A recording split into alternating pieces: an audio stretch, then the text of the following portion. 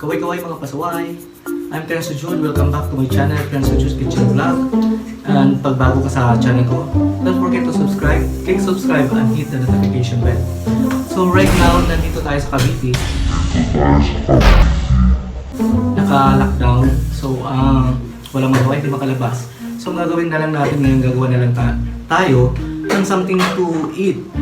Ito yung puto with cheese at saka yung isa plain lang na with cheese. So dalawang klase ng puto na gawin natin. So umpisa na natin ang paggawa. Okay guys, ang puto natin ngayon is Puto Special kasi gagamitan natin siya ng walang itlog nandito. Tapos half kilo ng flour, half liter ng milk, tapos half kilo ng sugar, at 9 teaspoon of baking powder. So may ano din tayo, half bar na melted butter. So since may ube tayo, magkakaroon tayo ng ube drop. I-mix lang natin to. Yung kalahati nun. Cheese para sa toppings natin ng puto. Ito yun. So mag-start na tayo by starting with the eggs.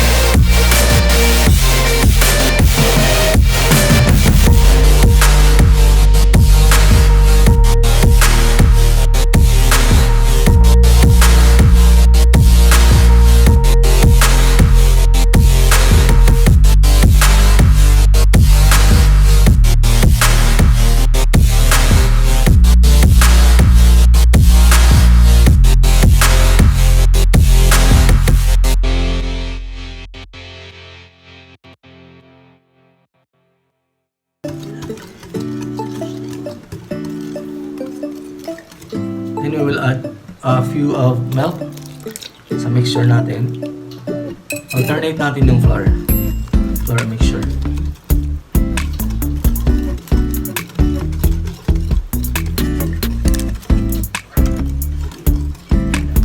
Then we will add the flour again.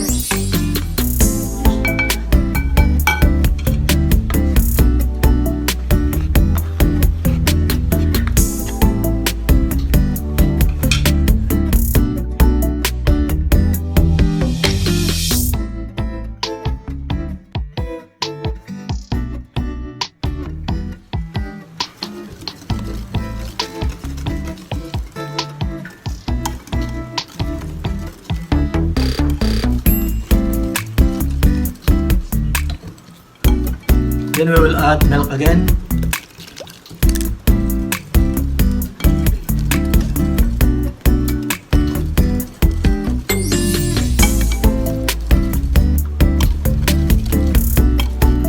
I will add again the flour.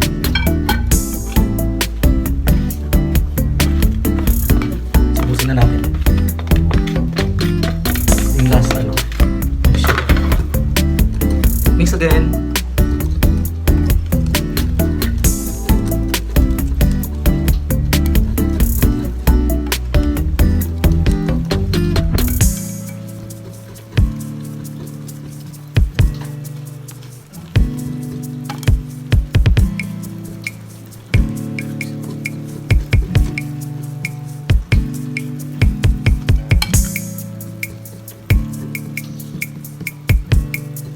Then we will add the milk to complete. So lahat ng ingredients nandito na guys, except yung extract wala pa kasi di-divide natin into 2. Tapos yung topping. So lahat nandito na. Yung ano lang, cheese at saka yung extract na lang. So guys, hatiin natin yung mixture guys para mayroon tayo para sa puto ube cheese at saka yung puto cheese. So dalawang mixture.